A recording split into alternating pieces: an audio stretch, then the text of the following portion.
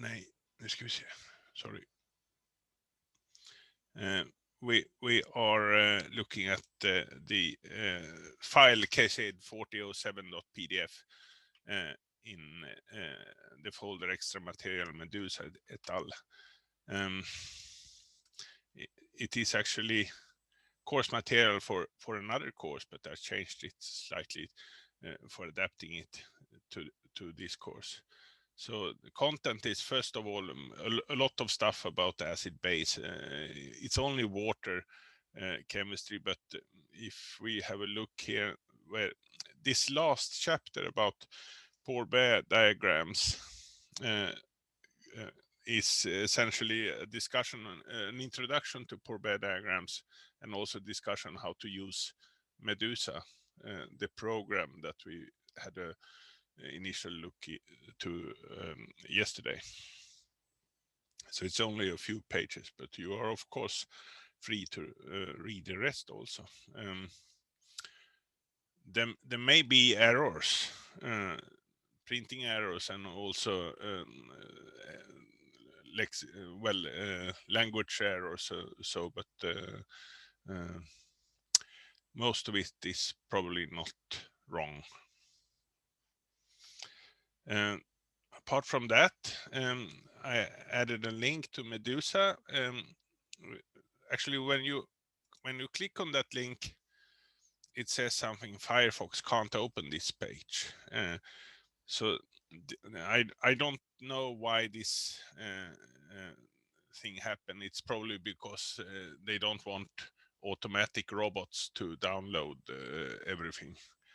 But if you click on this site, open site in new window, then you will come to this download section and download this one and install it.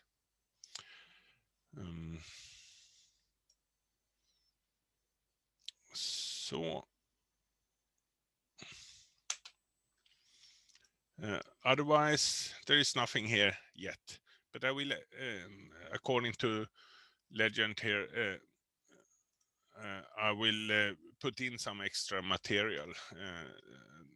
I spoke with one of you about an article yesterday, an article by Pearson regarding this hardness and softness from an absolute point of view. And I can put up some articles here. Not compulsory, but I mean, if you're interested, at least.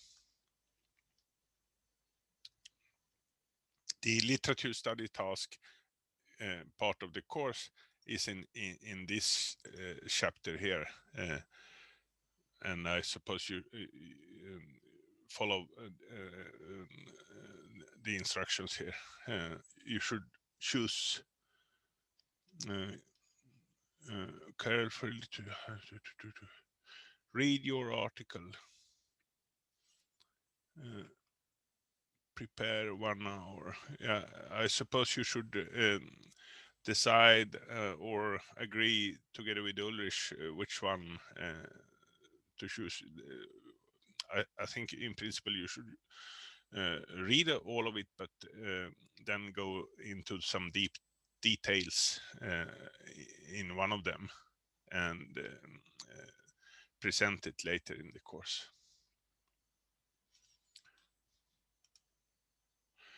So otherwise, I have some, I added up, now let's see, lectures.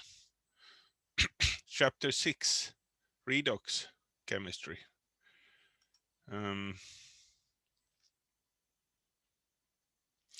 Apart from acid base, redox is perhaps the,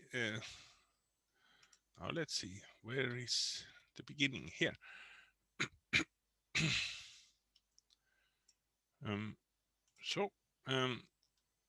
Apart from acids and bases, I mean, in water solution, it's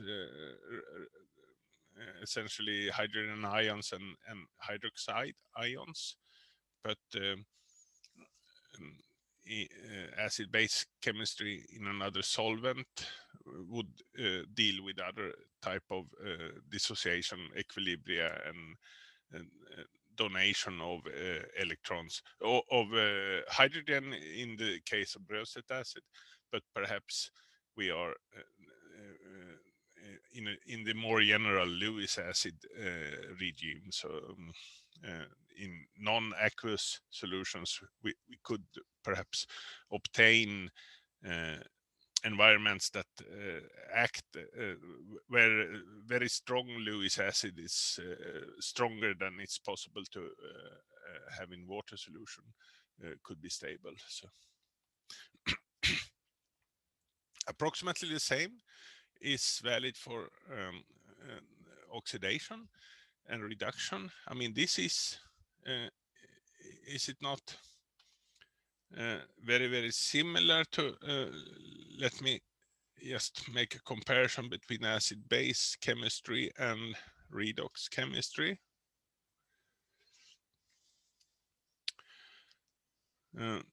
Suppose if we have a Lewis acid, then a metal ion, for example, that should attract some electrons or electron pair, to be exact, in order to fulfill the definition of Lewis. So then we get some other metal, well, some form of complex between metals, and then in redox chemistry we speak about the metal ions, for example, attracting an electron, and then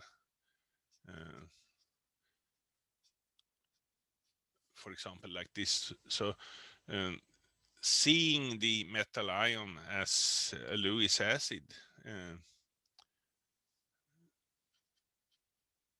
and the electron as a base, a very effective base, at least you can make it very effective if you do it via electrolysis or so. You can push it and enhance the attraction to metal ions. So then it's has large similarities with Lewis acid base theory, but still it's enough differences, or it's probably we lack a common way of seeing at the acid base and redox chemistry. So or traditionally it has been claimed that we see them as two separate areas of chemistry, but they are closely related.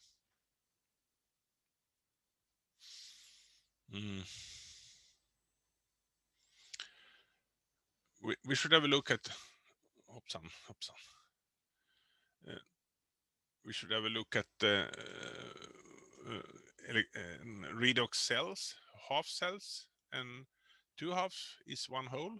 So this is, I mean, you can't study a half cell in practice. You need to study a whole cell in practice. But of course, you can imagine this whole cell as composed of 2 half cells. Spontaneity is, of course, also important, and spontaneity is connected to delta G as usual. But in electrochemistry, we also add a concept of a potential, which is more or less similar to delta G, but not exactly the same, but nearly. Furthermore, we will look at some predominance diagrams, and then at least the Poor-Bear diagrams, they can be created with Medusa. In the textbook, there are a lot of frost diagrams that are well, sort of complementary, giving slightly different information than Porbet diagram. But both of them covers approximately the same regions. And with Medusa, you can experiment and compute these Porbet diagrams with under varying conditions. So you could actually investigate a lot of acid-base chemistry and redox chemistry with the help of Porbet diagrams that you construct with Medusa. We can't Medusa can't construct frost diagrams, not yet at least. And when we leave aqueous solutions, we will also see a few other diagrams, Ellingham diagrams that covers metal reduction of metal ores, for example, with different reduction agents.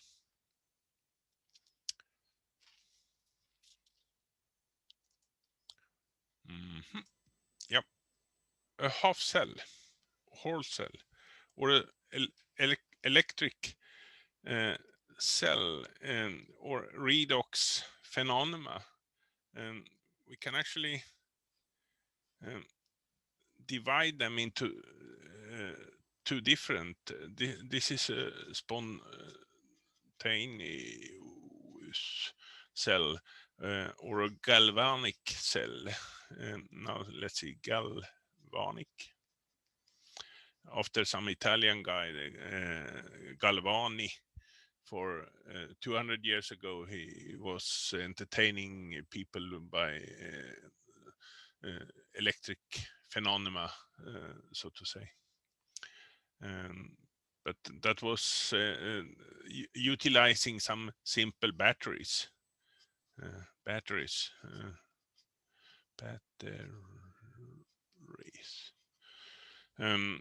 For example, a classical copper zinc battery that has some compartment where reactions with the copper ions and some compartment where reactions with the zinc ions occur, and you will have some kind of different poles, a negative pole and a positive pole. In most textbooks, this is shown as opposite, by the way. Negative is written on the left hand side and positive on the right hand side. But this is an old figure I drawn myself a long time ago. If this, sorry, if this would have been a reversible cell, it's could be difficulties with its reversibility. You could in principle use an external battery to recharge it, and this I would call electrolysis. This is not spontaneous. The processes occurring in the battery when we electrolyze it, they are driven, so to say, by the external battery or by some external electric current. When we speak about electric currents, I mean, if this is electrons, if we have an electron flow in this direction, perhaps reasonable negative electrons, they attract positive pole here, and negative pole has surplus of electrons, so they could donate electrons. Speaking about electric current, that is the that moves in the direction where a positive charge would move. Now we show electrons to be negative, So this is perhaps only a residue from rest from the past, that the electric current is moving opposite to the electron flow, but it's usually not a big problem. Now let's see, some write something in the chat. Sorry being late, that's no problem.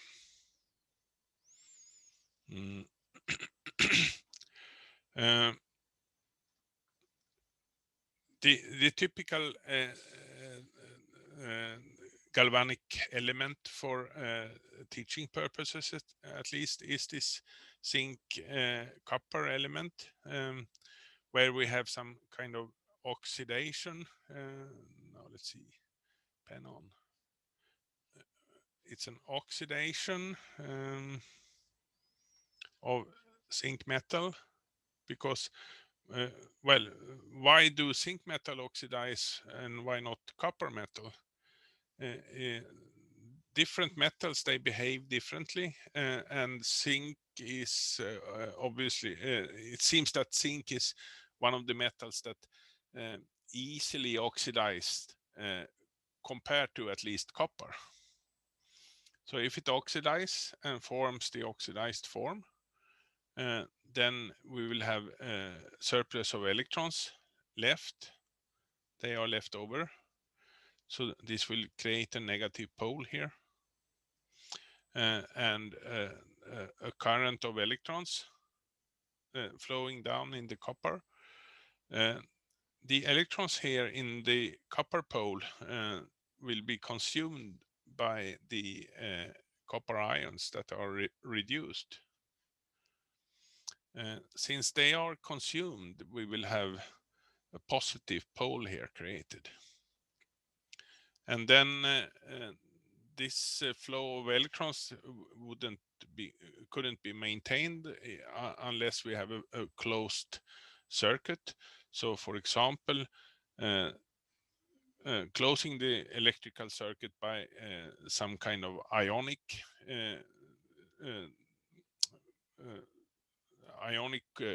conductive bridge here, a salt bridge, is a possibility to get a working battery here. We can't put another metal wire here, because then we would essentially get some reactions with the metals, and perhaps reactions within a beaker or so, but we wouldn't get a flow of electrons. If negative ions are moved that direction, that this electrical this movement of charged particles could instead be upheld with the movement of positive ions in the opposite direction. Here is an oxidation at the minus pole. Is an oxidation, and the electrons are moving upwards. I don't know if any one of you speak Greek language, but forward, up, or something like that is connected to a Greek word, anodos. And then, sorry, you see that where the oxidation and occur, the oxidation occur at the anode. So O and A are vowels, both of them. It's no easy connection to the sign of the negative, but the oxidation is producing electrons. So if we write it, we would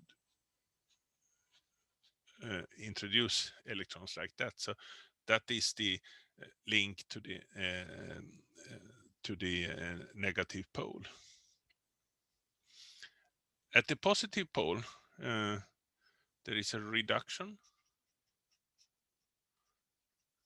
and from Greece there is a name, a word kathodos, inward, downward. The electrons are moving downwards. So R and C are consonants. So you have the vowel and consonant rule. It's a rule for memory only. Where do the reduction occur at cathodos, at the cathode? Maybe this is only not a help for memory, but just something that still yet another thing you need to remember. So in that case, maybe one should skip this anodos and cathodos stuff. The reduction, is it plus or minus? Well, we can see it as a reduction. It consumes electrons, then it need to be positive pole. It will create a positive pole. It need to have electrons, yes, but the consumption of electrons will create a deficit of electrons, giving a positive charge here.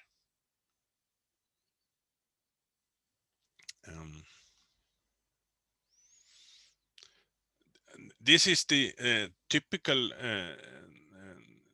cell, electrochemical cell, with a solution or some kind of aqueous environment and a metal plate. But there are many other type of cells. You could have two ions that are dissolved here, and then just an electrical contact. Platinum foil is very common. Or you could have one of the species as an ion in a solution, say in an acid here, and then the other species supplied as hydrogen gas. And if you can make these into close contact with each other, say bubble the gas through the solution and have some electrical contact here also, you could use this as a half cell. Purely solid phases is probably not, I mean, two solid phases is probably not easy to get a reasonable battery from, but you need to have at least some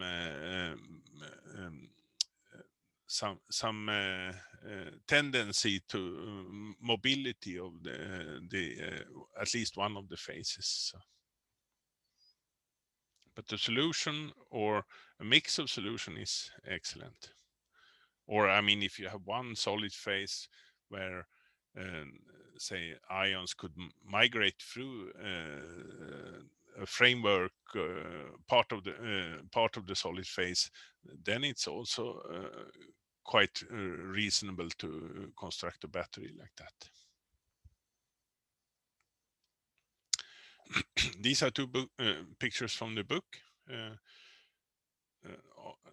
Here is a typical hydrogen gas cell with acid and hydrogen gas that is bubbled through platinum wire, salt bridge, and then a traditional zinc solution, zinc metal cell. So this would produce some kind of voltage difference. Very popular nowadays is and a lot of interest is given to so-called fuel cells. It's just an ordinary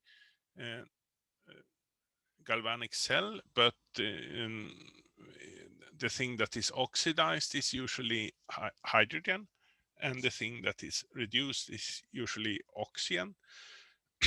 At least this is the several fuel cells that work well and are available today, they work with hydrogen and oxygen. Oxygen you can take from air, so you don't need to, you have an infinite resource of oxidizer. Hydrogen is of course a problem, but compared to a normal battery, you can fill up the hydrogen reservoir. In principle, you can have a gas tube here and then get electric energy instead of burning the fuel with air. Burning introduces a lot of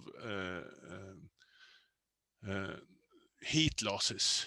Maybe you will have, say, in a diesel engine, you will have maybe 25% or maximum 30% efficiency. In a fuel cell, you can get maybe not 100% efficiency, but well, 70-80% efficiency, and only very small heat losses. So the fuel is utilized much better than in conventional engines that burn fuel and use the heat for getting things to move and such things. The only disadvantage with fuel cells is that usually this the proton exchange, the membrane here, or the salt bridge, and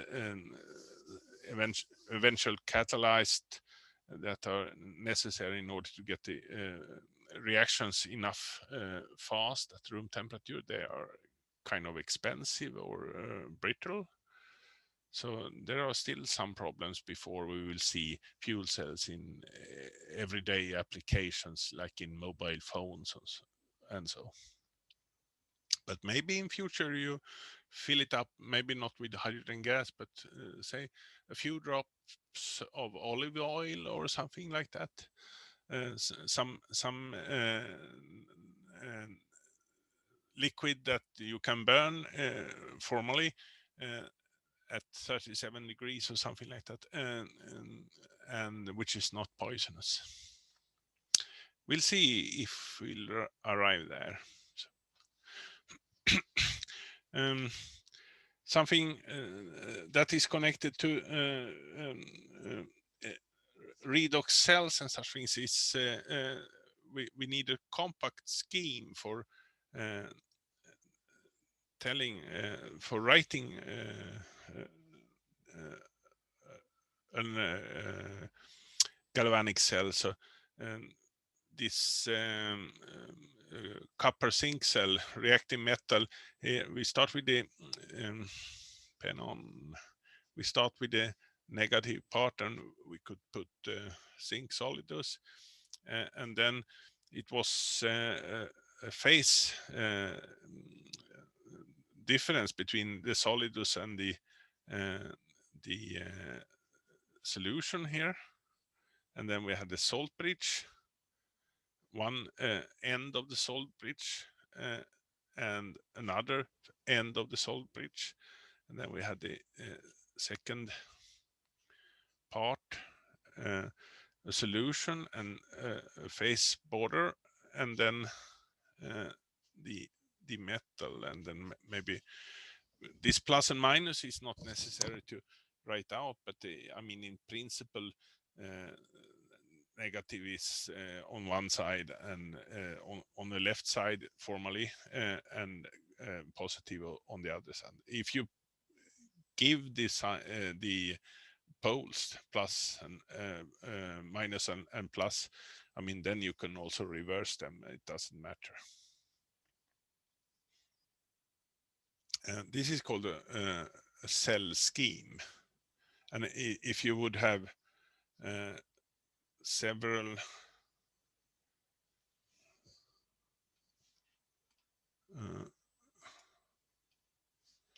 sorry, if you would have had several solutions, for example, then it's just to draw them with a comma or something like that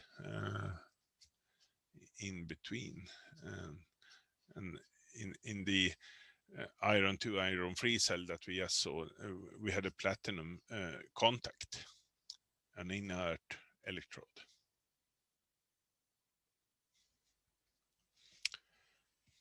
So if we do these experiments with different cells, we will measure different voltage differences between them. Suppose we decide to use the hydrogen plus at 1 moles per cubic decimeter and 1 bar of hydrogen gas as one of the electrodes, and then do several different experiments. Then comparing, for example, copper 2 plus and copper metal would produce, we always put this at the left hand side, we connect it to the negative pole of a voltmeter. So with copper 2 plus and copper, we would measure a positive difference here. And then we can claim that the obviously there is an electron flow in this direction. So copper 2 plus is perhaps more eager to find electrons than hydrogen plus is. No, yeah, hydrogen plus, yes.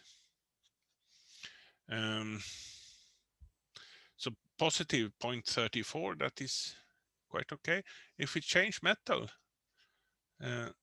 in the experiment here, then with zinc, for zinc metal and zinc solution, then we would see another direction of electrons, but we still use the same connection to the voltmeter. If the direction of electron flows, that means that we have a negative voltage here, actually. Negative voltage means that we misplaced plus and minus, but we are actually interested in the sign here. So keep the connections on the voltmeter same for every different experiment. This will make a possibility to construct some kind of quantitative measure for the difference between copper and zinc, and we call this when it comes to electric phenomena, it is easy to come to think about some kind of electric potential, and this is exactly what we are going to make. Different chemical system, they are connected with different reduction potentials.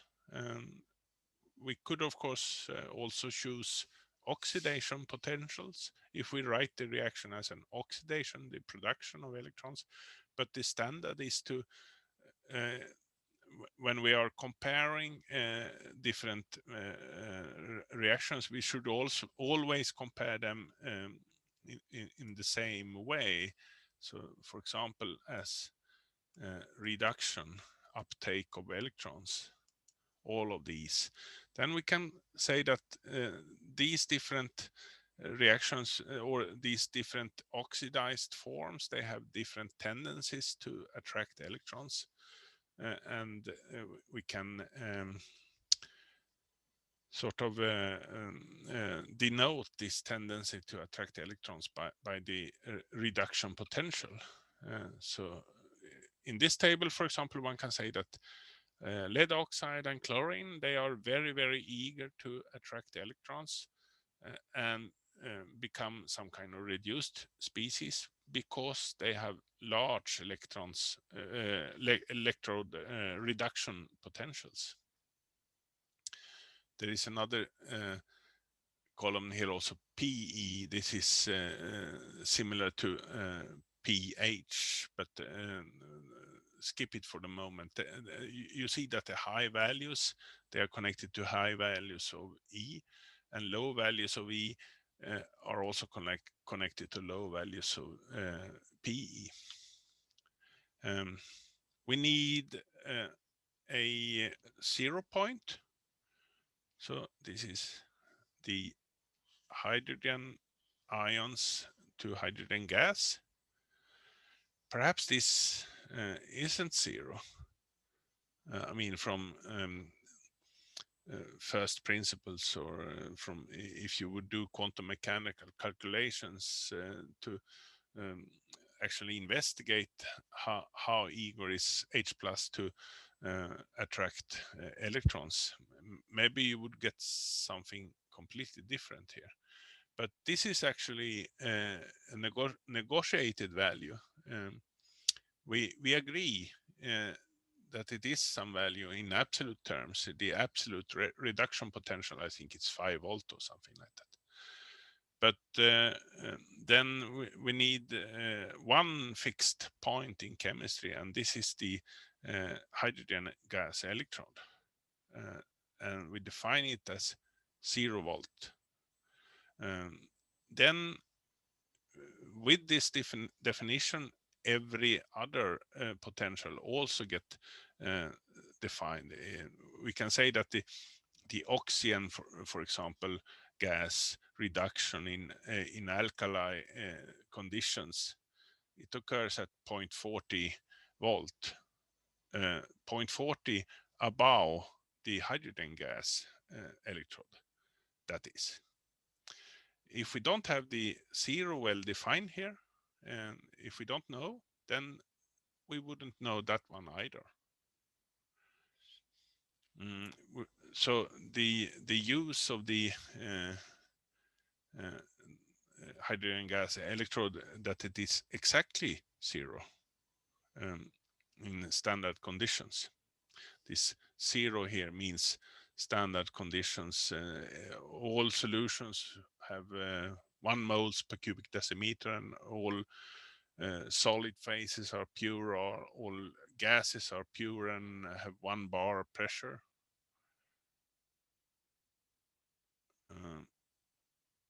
So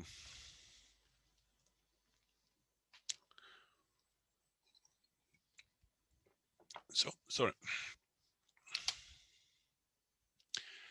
Instead of making tables like this, you can do a graphical representation. Very often one sees a concept like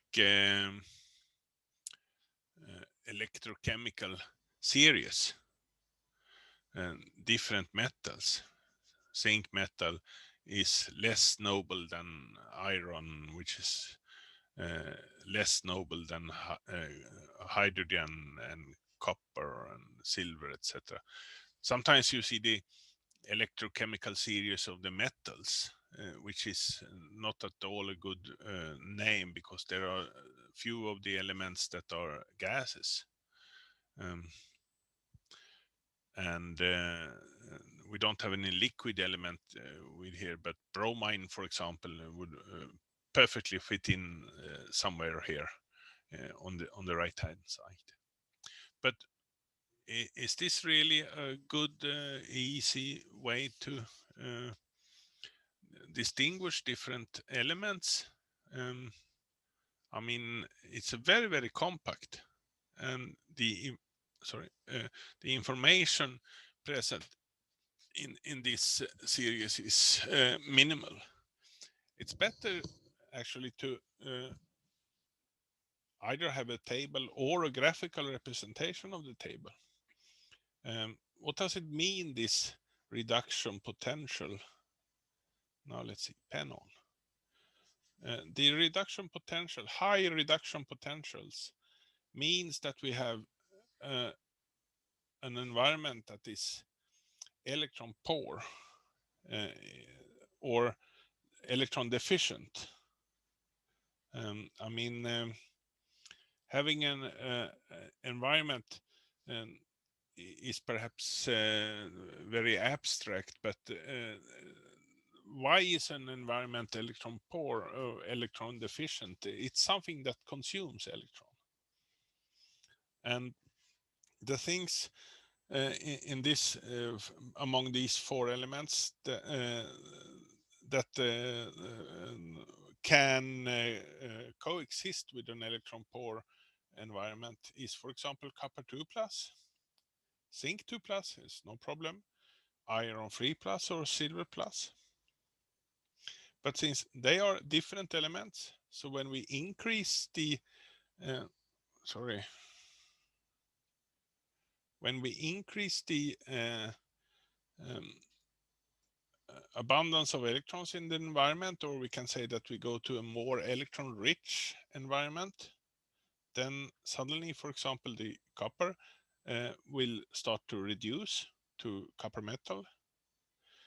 But zinc ions, they are still in oxidized form. You need to have a very, very electron rich environment in order for the zinc ions to reduce to zinc metal. Coming to the iron 3 plus will reduce to iron 2 plus quite early. You don't need to go very far away from an electron poor environment to only to this richness in electron, then it will reduce at 0.77 volt. The abundance of electrons are listed and categorized as a potential electric potential value. Then further increasing the activity of electrons in the environment will at minus 0.41 volt reduce the iron 2 plus to iron metal. This is more information in this graphical representation than only giving. I mean, we have silver here. We have iron, only the iron metal, not the iron 2 and iron 3. Maybe we should have added iron 3 between copper and silver, but that is never done. We usually only speak about the metals. Zinc is here and copper is here. So you can see that zinc is to the most left here, and it is the metal that is requiring the highest activity of electrons in order to be stable. Then it's iron, it's the second one, and copper, it's the third one,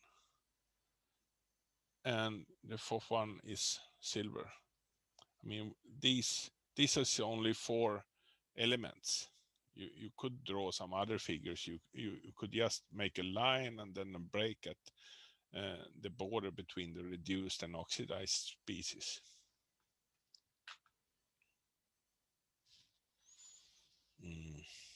Oh, let's see, 9:53. We can take a few minutes more, maybe.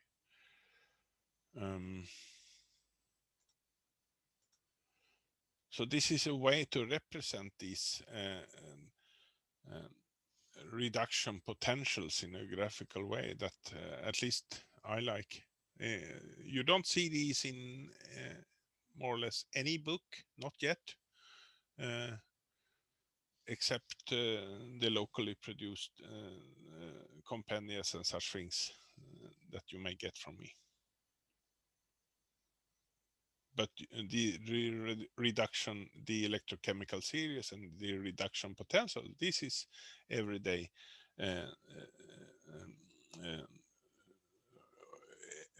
everywhere available.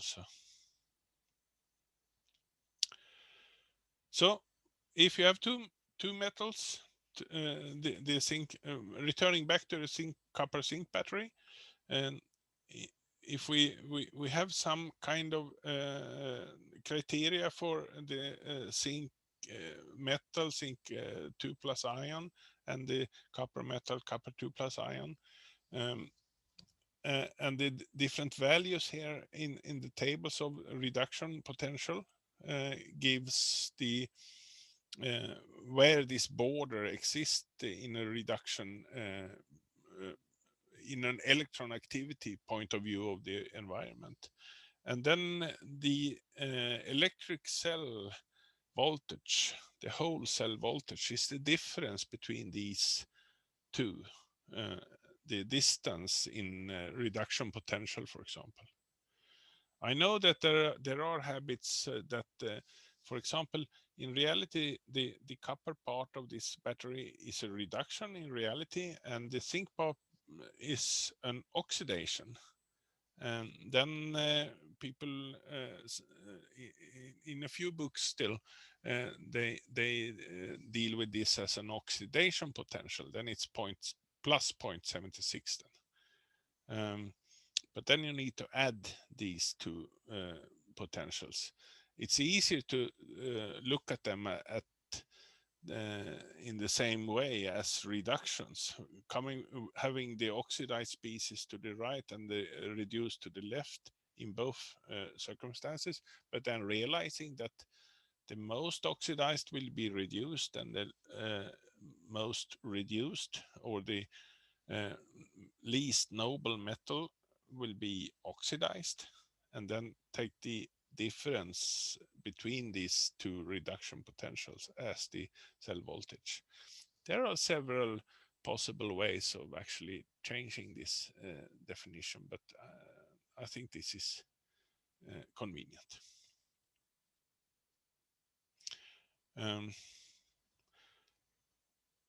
What use can we have?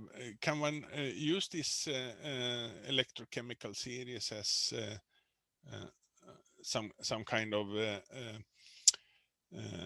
analysis method? I don't know if you have encountered the lemon battery. Maybe that is more common in schools. It's hardly used in practice anywhere because it's very low current. You have a zinc plate and a copper plate. What you can measure is a potential difference in the order of 0.7 to 0.8 volt. So we can use this to elucidate what happens in the lemon battery. Which of these are the least noble metal? That is zinc. So then we could be pretty sure that zinc metal would be oxidized. So and this the standard potential is minus 0.76 volt.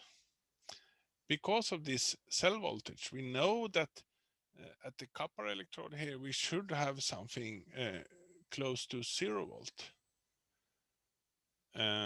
No one believes that there are copper ions in the lemon that are reduced to copper metal. I mean, this is maybe a suggestion you can get from school kids when they encounter this battery. But why would you have copper in the lemon? And it doesn't also fit with the estimated potential of the positive electrons. So what is actually occurring here? Yeah, it's probably H plus that is attracting electrons and forming hydrogen gas. This was H plus plus electrons forming hydrogen gas. This is reasonable because lemons are acidus. At least this is, and the copper plate is only a metal electrode, nothing more. Probably. At least this hypothesis fits with the 0.7 to 0.8 volt in cell voltage. That zinc metal oxidizes. This is not unexpected because zinc is quite easy, a metal that is quite easy to oxidize. And as soon as one can find any use of the electrons, for example, reducing hydrogen plus at the positive electrode, then zinc metal will easily oxidize. But this is a way to utilize electrochemistry as an analytical instrument. Here visualized with a lemon battery, of course, but if you want to do these lemon batteries, so don't spend a lot of lemons, but you can perhaps, my favorite lemon battery is a ginger battery. This sushi ginger is thin slices, and they are soaked in acetic acid, and if you have 3 cells, then you can get a LED lit easily. It should be ginger 1 cell, and then I add them in series connection here, and then another cell, still another connection to a 3rd cell. So I need 3 times 0.7, 0.8 volt in order to get the LED lit.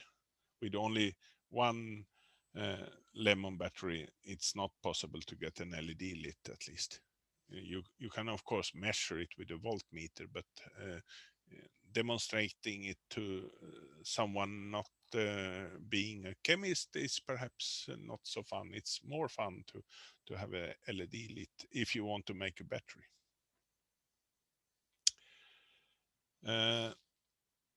Then let's see, time is 1 minute past 10.